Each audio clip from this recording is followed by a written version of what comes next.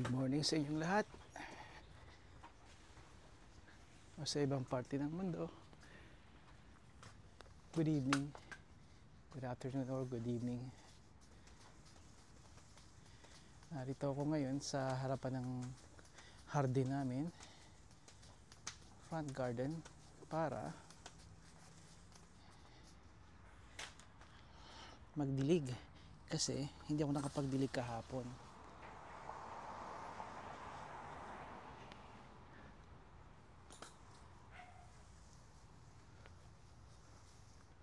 Nakikita nyo ba itong hose namin? Itong hose namin parang tela lang, pero once na buksan ko yung gripo, mapupuno ito ng tubig, lalaki at titigas. Sa Costco namin ito nakuha. Very useful, check it out. Matibay siya, hindi siya yung traditional na goma. Sandali ha, buksan ko lang yung gripo para makapag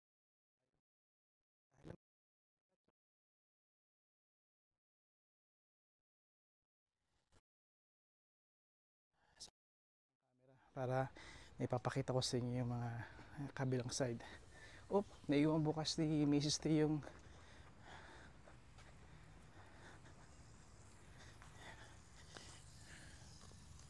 Alright.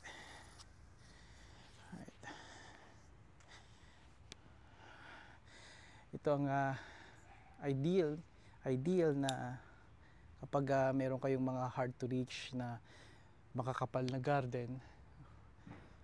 I mean, hindi to kakapalan pero trust me, kakapal to.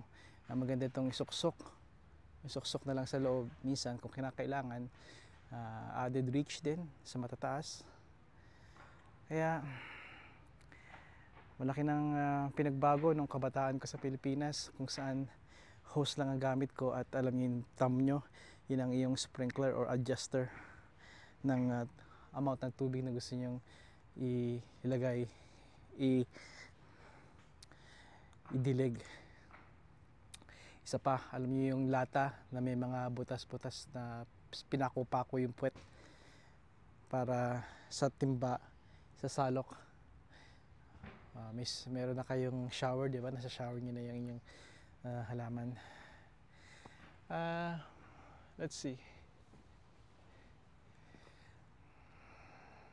Sandali lang ha, popos ko muna ito at nakikinig ko yung kapitbahay ko.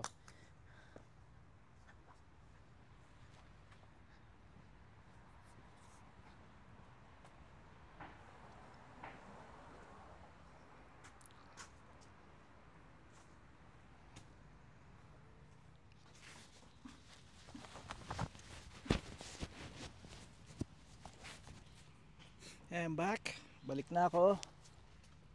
Sandali. Magpapakita ako sa inyo.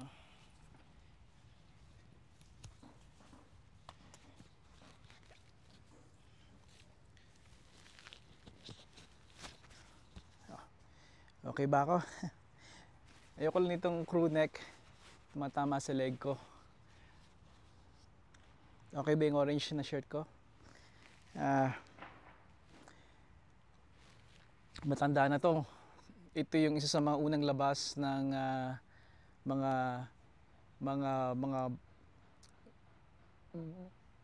isa sa mga original. Hindi kauna-unahan pero isa sa mga luma na rin na shirt. Under Armour, bago pa sila sumisikat nun, o sikat na. And I'm a big fan ng Under Armour. This is let's see, I'd say over 10 years na ito. Yeah, siguro over 10 years na to. It's very nice. Yung tela, it really wicks. Yung sinabing wicks ay yung kapag pinawisan kayo, dahil natutuyo yung pawis ninyo. Yun yung madalas kong sabihin sa winter din. Kaya kailangan ninyo ng hindi cotton, 'di ba? Nabanggit ko sa inyo, cotton kills sa winter. Kaya polyester kung walang wool, kasi mahal yung mga wool, yung mga silk, mga iba-ibang mga uri ng lalo na top notch na wool tulad ng merino. Yeah, mamahal ang Merino. Pero itong polyester, simple lang. Now, doon sa mga gusto ng maka-take advantage kung nasa initan kayo ngayong summer, apply din ito. Nalala nyo yung paborito kong shirt, yung sabi kong sa magsasaka or sa mangingisda, yung madalas kong makita. I'm sure nakita nyo yun. Either I wear yung mga shirt na plaid or patterned or ito. Okay? Kasi nagwi-weak nga ito. Ngayon, terrible din kung terrible mag-cotton, yung talaga yung soft cotton, yung nakalakihan nating cotton. Remember yung Hanes, yung mga ganun, fruit of the loom ba yun? It's not ideal.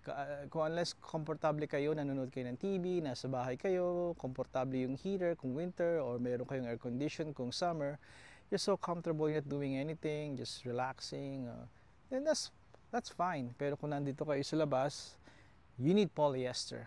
Ito ang sasabihin ko sa inyo, this is just simply made of polyester. Of course, merong mga sangkap pa itong sinasabi ng technology, pero kung ikaw yung, may kamahalan to kasi nga, itong Under Armour, and just go get the polyester, look for polyester. Yung nga sabi ko sa inyo, yung mga magsasaka, mangingis ng shirt na paborito ko, isa yon na ginagawa ko rin yun na layer, yung first layer ko yon sa winter din. Sa summer naman yun din. And because it's polyester, it really helps. Although hindi siya kasing galing mag-wick tulad ng mga makabago ngayon, mamahalin. Pero just give you an example, punta lang kayo sa Walmart, $15, $10 na shirt. Make sure it's 100% polyester. Boom.